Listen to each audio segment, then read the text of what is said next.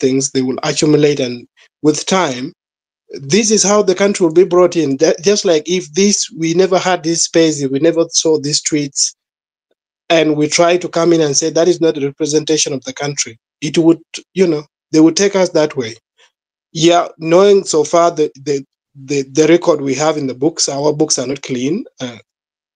A few people who have not gone to the country, Juba itself, they will always say, these are hostile people. This is how they are, and very, very. I don't know how the words even to use. So it's really hard to take, but we pray that things are okay, and we pray the ambassador comes so quick from the new ambassador to travel to Rwanda. Small things like this, especially when with international relations, you can't just be paying blind eye to them. You have to handle them as quick as possible. So yes, Larjo. Oh no, actually, I was thinking that someone was asking a question. Sorry for. Okay, I saw your hand up.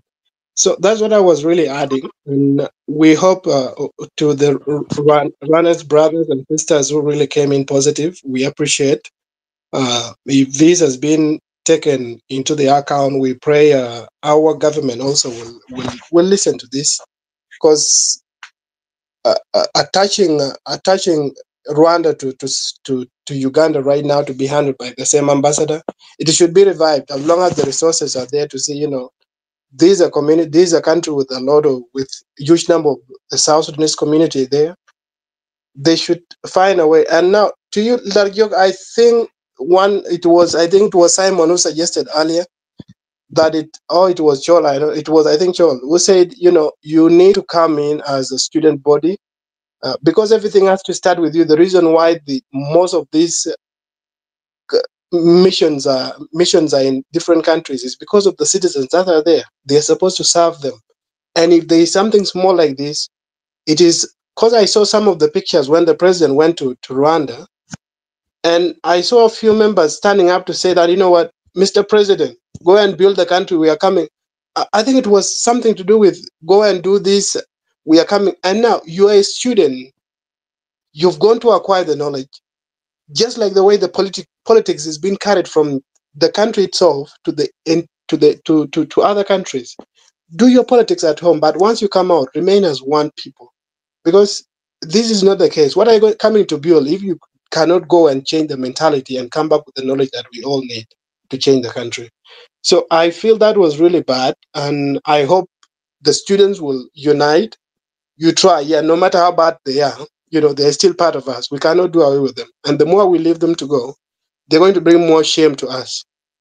So we hope things will be in place. Yeah, I'll bring you back. So, but I have a few people who have just joined. So let me start with Quote, and then I'll go to Wani. Hello, everyone. Hello. I hope you guys are getting me. Loud and clear, loud and clear. Oh, that's amazing. Thank you, Akech, Wani, Lajor, and the members that are here. It's great to be here again. I've been off. I've missed a lot of meetings and conference here. Well, I'll go straight to the point. When you go to a country, you stay and abide by the law of that country, and you cannot change or you cannot do it the way you want. You have to live according to the way people are living there. Okay. And our brothers that are learning in Rwanda, they should have to understand that they have to live peacefully with other people. Okay. If we have something in our country, then we should not take it to Rwanda. I was in Rwanda in 2020, February, before Corona.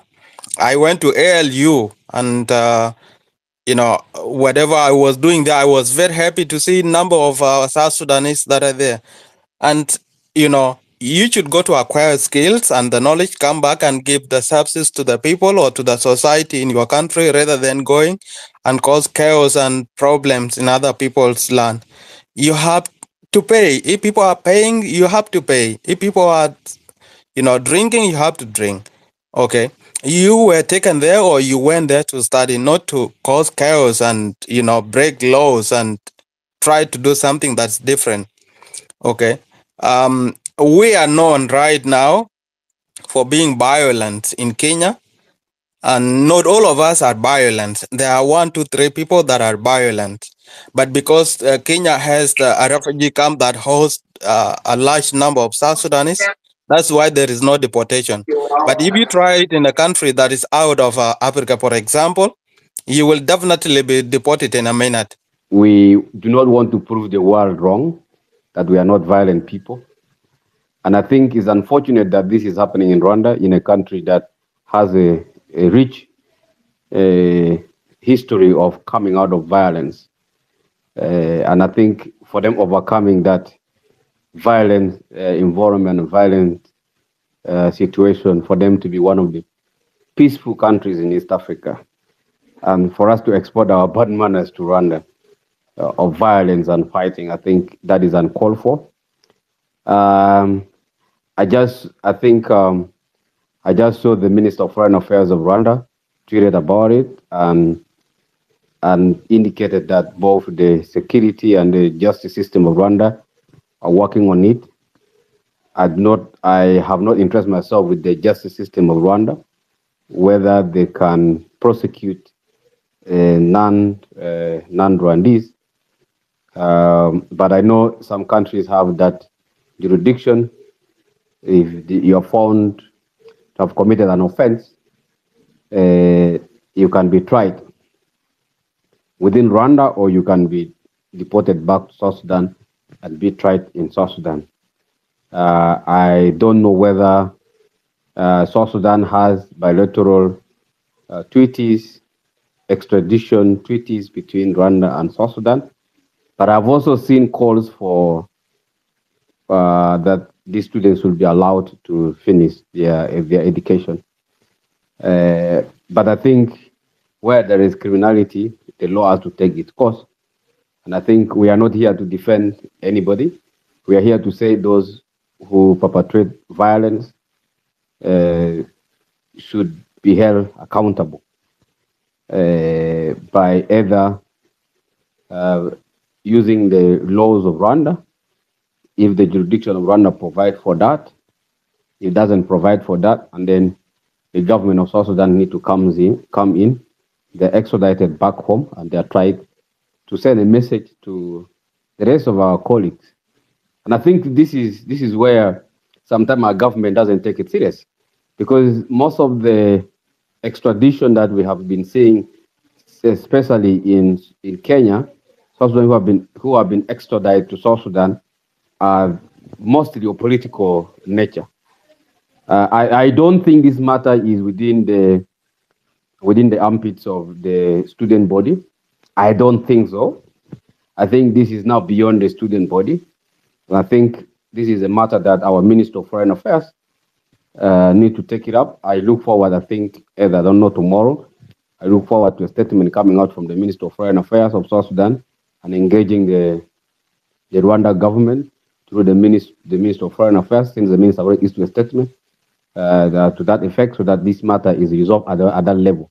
I think where the matter have reached is no longer a student matter anymore. It's a matter that the two governments need to resolve it. And I think where we need to bring in the student body is to sensitize them about the importance of coexistence. And also, one of the things that I love so much when I go to Rwanda is going to the Rwanda Memorial Site. And whoever has gone to that memorial site, you will know that you will appreciate and understand why it is important to peacefully coexist.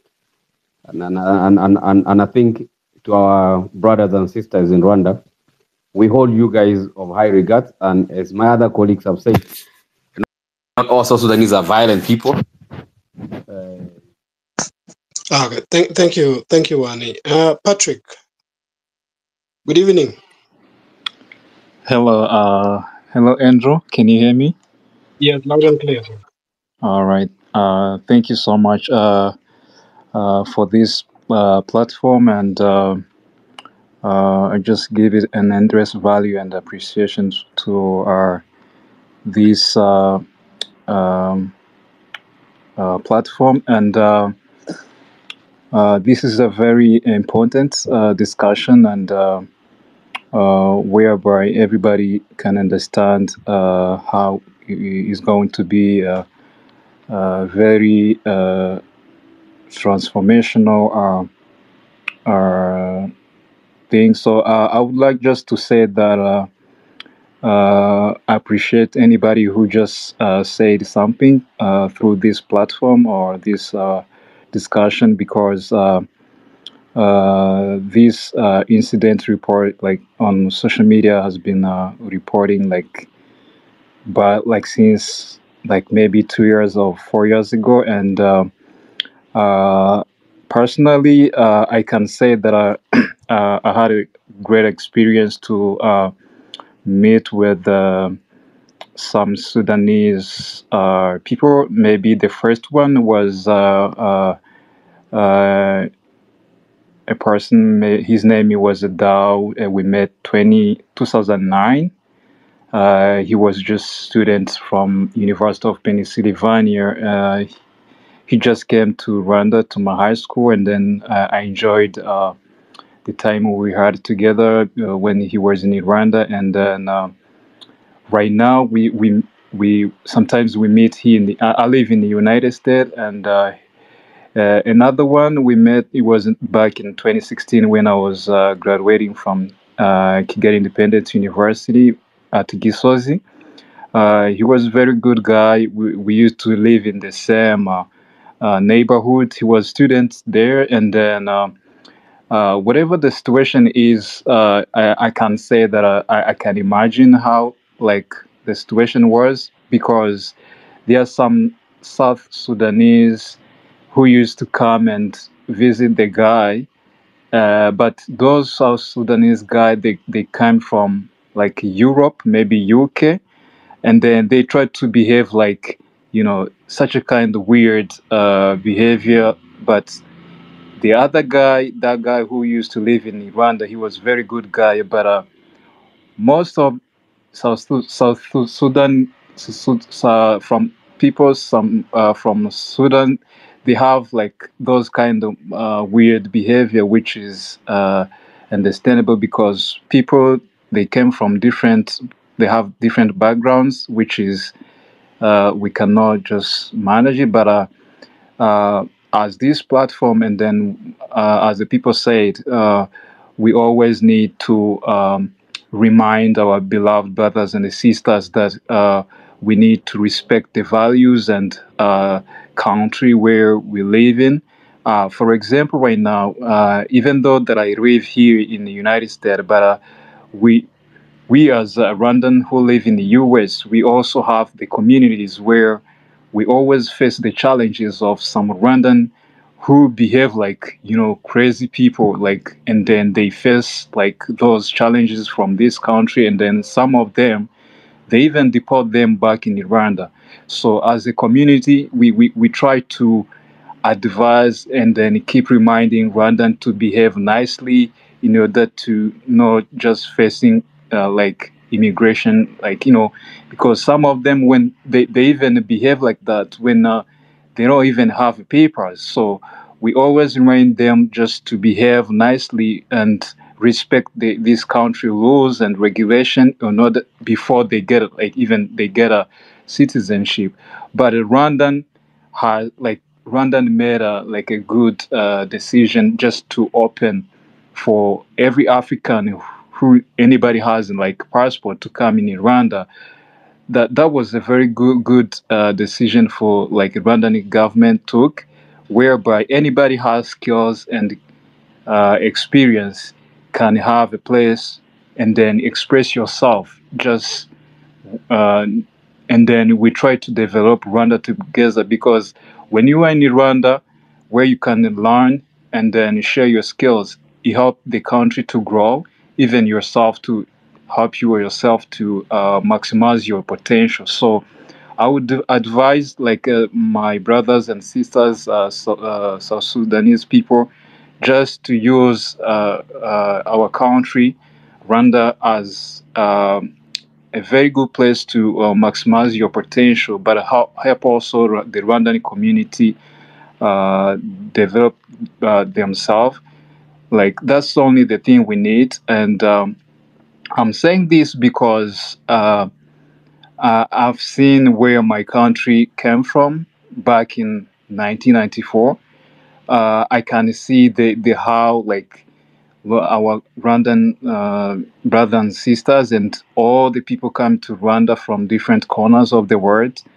They've been contributing to our country. So I really appreciate Mr. Andrew for organizing this space. And then I learn more, and then I'll contribute to listen and each and every person what they're gonna say about it. Thank you so much, Andrew. Thank you, Patrick. Thank you for that. Thank you for the input. We appreciate the words, the encouraging. Mr. Modat Moza, how are you doing, sir? Mr. Moza,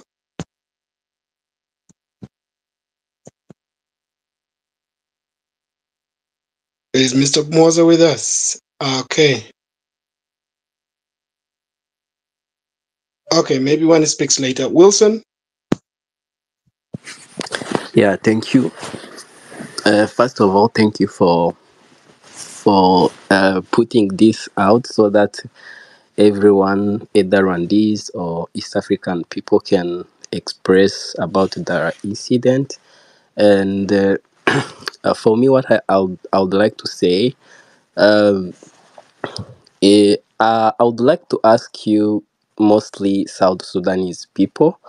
Um, Mostly, I believe that the universities which are in Rwanda, South Sudanese students, they have representatives. They have those one who were elected to represent them.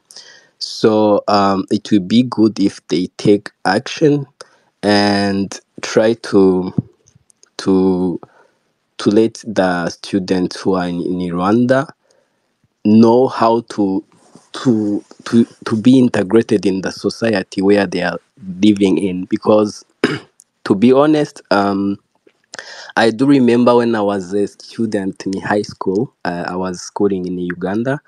Um, and in high school, like mostly boarding school, we do share a lot of things. Like you could get someone's bucket and go take shower and then come back. So I do remember one day, one of my classmate, he took a bucket from someone who was from South Sudan, and when he came back from taking the shower, um, the Sudanese guy was so angry and he didn't even ask anything. He just punched him, and we were like, "Wow!" Um, like where we're coming from, it's not very like common to see someone just punching you like that. But I don't know, because I've never been in Sudan, but um, what I've seen to some people from Kalamajong and South Sudan as well, uh, it might be that it's very easy for people to fight. But again, when you go in a foreigner country, you have to follow the law of that land. If you just go and start behaving the way you behave at home, it's not going to work. And I think Rwanda is the safest country because I've never had any incident where you hear that foreigners has been beaten, um, has been has been in a situation where they're saying no, we got we have been mistreated by Rwandan people. No. So I think South Sudanese should start thinking how to behave like Rwandans, because otherwise this is not going to be bad for Rwanda only, it's going to be bad for them. Because let's take an example. You I know I cannot say like it's whole South Sudanese, because I know it's just few people who behave like that. And in every society we have people like that. Even in Rwanda, there are some people who behave like that. But again, when it's not first time, second time, when it keep happening, it's going to be like people will start generalizing all South Sudanese are like this, and it's going to be bad for them, because if I'm selling something and I see someone from South Sudan coming, I will close my shop, or I will refuse to sell anything to that person, because I will be like, no, I'm not safe with you. So I think the community of South Sudan in Rwanda should start taking action to such individuals, because I know there are not many, and then also start uh, teaching them the way how they should behave. I know students sometimes they just behave randomly, but again, it's I think the responsibilities of those representatives, and also I think the government of South Sudan also should through the Ministry of Foreign Affairs should also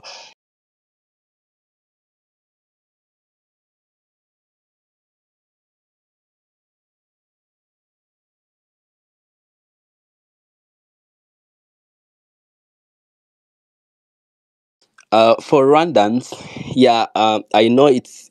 I have been seeing so many comments here on Twitter, where people are blaming, are saying, no, this is not the first time. We have seen this in Musanze. We have seen this in this side.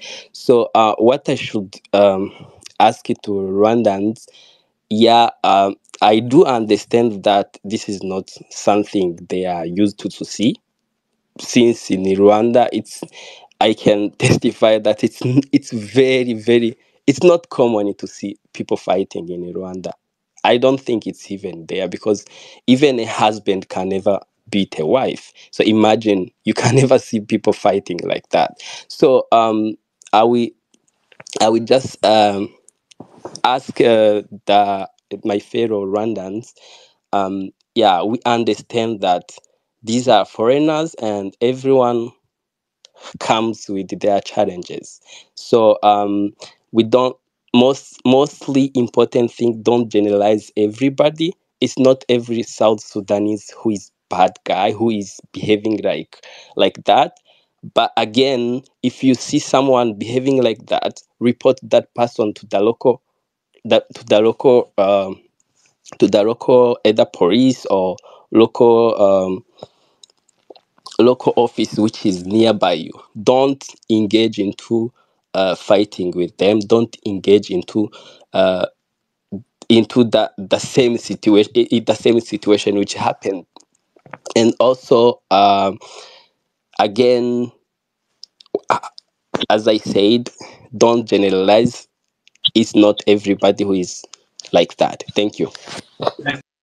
Thank you, Wilson. Thank you, Wilson. We really appreciate. Oh, Moses gone. Yes, Ellie Shelton. Is it Shelton? Yes. Yeah, Shelton. it's me. Yeah. Yes. Okay. Hello, everybody. Um, I've asked to uh say something because of experience I had with South Sudanese, especially students, in Kampala. Um, Before COVID, I think it was 2018, 2019. They had a similar problem like the one people are facing in Rwanda. So what happened? That time, I think from 2016, 17, 18, 19, before COVID, there were many people came from South Sudan. And those guys, their parents, they send them with a lot of money. Because I think for some reason, South Sudan is a bit, they may be having a problem of security, but money-wise, I could tell you that those students had money, because they are the one who are renting nice flats. They go out almost every weekend.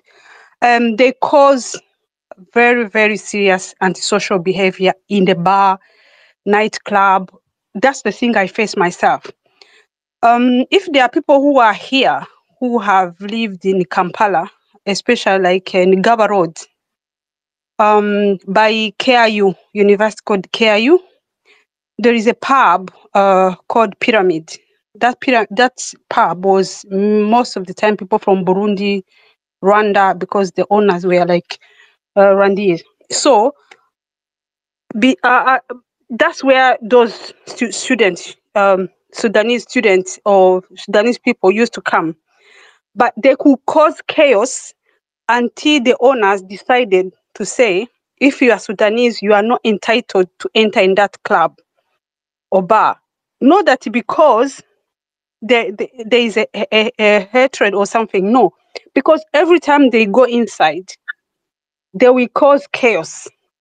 So what they did, they could fight the whole night. That's something I experienced myself. They could fight from like midnight. They will fight until morning. So they are kind of people, I'm not saying in a bad way that they are very hard to live with.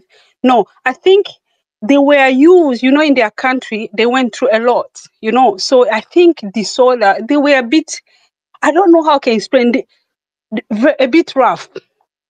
And especially they are young people. You will never see their parents or people who are like 50 years or plus.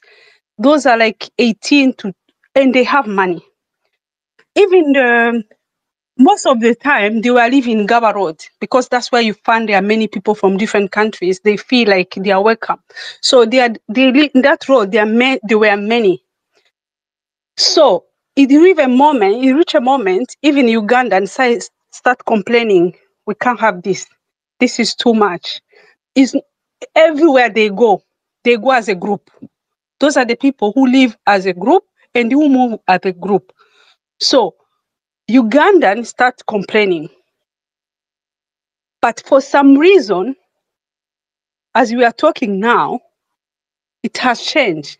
You don't see that chaos anymore, which means as the government, Rwanda government, that's something they can sort out without, it's not like Rwanda is saying, it's common where those Sudanese live. It's common. Their behavior sometimes is too much. You may think the world is coming to an end. And I understand and I do feel how people feel in Rwanda, because I think that's behavior or the way they behave for them is something new. So you may think that is like Uganda Guate, when no. Me, I'm saying with experience, I even used to ask myself, why can't the government do something in Kampala? I know they were arresting them, a lot happened. But for some reason today, I think they managed to put the order in that Sudanese community. So which I believe now it's a problem. The reason even why you are doing space regarding that means there is a problem. But it's not that it's it's everywhere where those Sudanese live. Even those who are in Europe, where I am, they cause chaos. It's like that. I think that's the way. I don't know. I would say that that's where they were raised up. No, I think they are young. They have money. They have their parents who send them money, and they were using that rough. I think I've never been in South Sudan, but I think also because of the war, because all they went through, they are always fighting or see blood is something normal for them. So I wish the government of Rwanda just have to talk with them and make some tough decision and tell them, this is Rwanda. You have to live with others in a. I think that's. But in Hangaya Chiamarere, they are like that. They are very stupid. Thank you. Thank you, Ellie. I'll bring you back, Wilson, but let me first go to Steve, the Apple, the Apostle. Yes. Steve.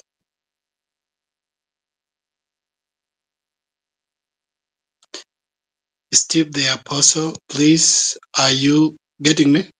Oh, and here. Okay. Yes, Wilson, your hand is up. Something you need to add? Yeah. What I wanted to add is that, like I said, we let's try not to generalize everybody, because in every society we have good people and bad people, and also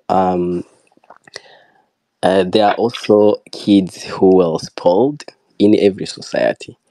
And it's not only in South Sudan. In other African societies also, we have gangs, like those kids who were spoiled, and some also, if you go in South Africa, you see them. If you go in Kenya, everywhere you find them. But again, what I would like to add, and is that also those South Sudanese students who are in Rwanda who are not like that, they should also take the first step to report those one who are who are misbehaving in Rwanda, because they are protecting themselves by reporting them. Also, though the students, like their classmates, everybody, whenever you see someone who is like just misbehaving, if don't fight with them, but you can just report them. And I know in Rwanda, the law is very very well followed. If you report them and they just find them guilty, they will face the consequences of the law. um Again, when I was, for example, when I was studying in India, um Rwandans, you see how Rwandan women, they wear like our our our traditional dress for women. Mostly, the arms are out. So in India, you can never see a woman like seeing their shoulders out. It's taboo. Like for them, it's not allowed. But you can see their like the part between the um okay, the shoulders, they can never be like out. They have to cover them. So when they saw Rwandans dressing like that, like all the Indians, they were like, no, no, no, no, no, you should deport these people. They are just tarnishing our culture, blah blah. But again, I think it was conflict of culture. We had to go and talk, and then meet in the middle.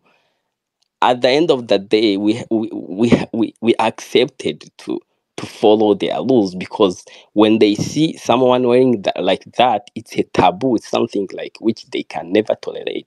So we had to follow it like that. Whenever you are near Indians, you have to wear in the way that they won't feel offended. But that has to be like that, because that was their country, their land. So by this behavior, it's not even about culture. It's about how to behave in a society, because a grown man cannot fight in a public, can never fight with another one in a public like that. So I think either Rwandans or South Sudanese, anyone who knows that this is bad, whenever you see someone doing like that, report them. And I know in Rwanda, law is very well followed. They will face the consequences of the law. Thank you. Thank you, Wilson. Yes, Becky. Beckham.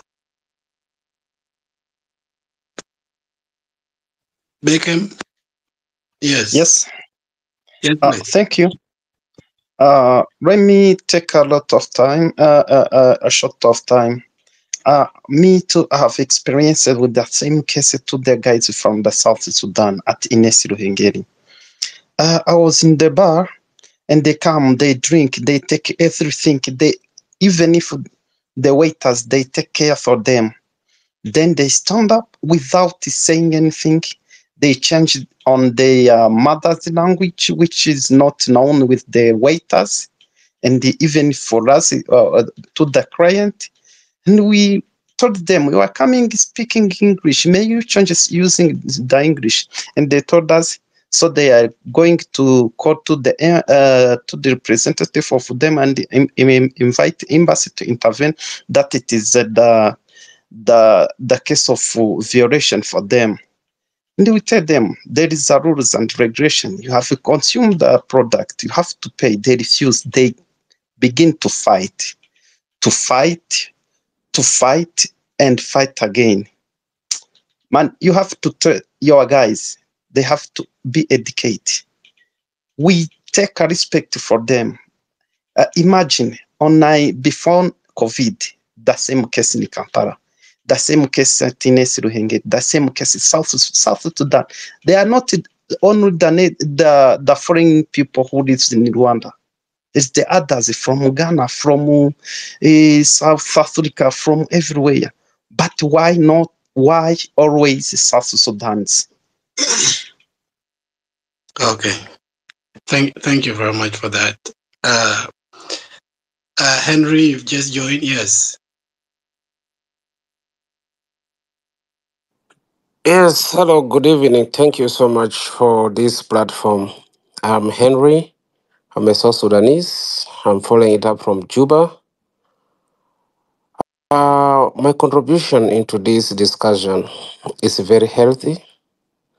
As a South Sudanese, as a youth, I studied in Uganda during the war. We South Sudanese were studied under different UNHCR, under different sponsorships. We live with the host community. The entire time I studied in Uganda, our colleagues in Nairobi, Ethiopia, in Sudan, in Rwanda, wherever diaspora where South Sudanese are, such a name to mention that South Sudanese are fighters, radicals, students are fighting the host community or any character. We never had this. You try to ask a student who studied from 1990 up to 1995 or 2005. I'm saying until the time when South Sudan got peace. Such cases are never recorded anywhere. We have, even up to now, we have alumni of different school universities where people studied. Such cases are never reported. These cases started coming rampantly just of recent. Let's say 5 years after South Sudan attained independence, when everybody at least got opportunity to go back to anywhere to go and study. What I understand and I know in this case is our challenge is back home with our parents. Our parents believe money can do everything for a child to grow. A student is sent with a pocket money of over $5,000 to manage his life. And this student will never come back home, maybe for 2, 3, 4 years, living independently. This is a child who came from a background of maybe not high level of exposure, does not have financial discipline or self-discipline, cultural discipline, norms of another country. They don't know this. But we, the parents, as a parent now, I'm looking at it, it's the parents back home who don't pay attention to the children. They don't mend and mold and build the children for all of this material respect. Secondly, also I blame the host country, the enforcement officers of that country, Why do you look at it at a bigger image of South Sudan? Why not punish? Why not the victim face the law? Enforce the law. I saw 2-3 planes coming from Israel. South Sudan is being deported back at the airport here. Egypt doing the same. Now, South Sudanese are not even allowed to get a visa to go to Turkey for business because of such situations. Why generalize as a South Sudanese? Why are you compromising on the law that can affect individual and face the law? You go to Uganda, Arua Park, Kabalagala, Gaba, Moyenga, you go to such edge of, everywhere. Yes, they commit this crime, but you don't see them following the law. So it is the law enforcement officers of that country also compromising the law. A child make a mistake, you pull the ear, will you know you're here, I went wrong. So this is one mistake at the host country that they're making. I feel bad that South Sudanese have been generalized, that these are South Sudanese. To me, that is in a wrong context. For now, that is my contribution. It is, don't want to generalize it as a country. This is individual behaviors from individual families from different background, but should not be generalized as a country. Let the law face the crime or the criminal. Thank you. Thank you very much, Henry. That was one way to put it. I'm seeing a lot of requests, but I can't see them on my screen. So for those requesting, please drop and then you get back and request again. As we are winding up as well, so I request in case there is something you need to add and you need to speak, you can come up and you give your verdict. It's been a space that is full of eye-opening. The reason why I hosted this was when I heard it was really so bad because just as Henry has put it, and a few speakers, Wilson also spoke about it, Ellie who left spoke about it, and majority that spoke before them.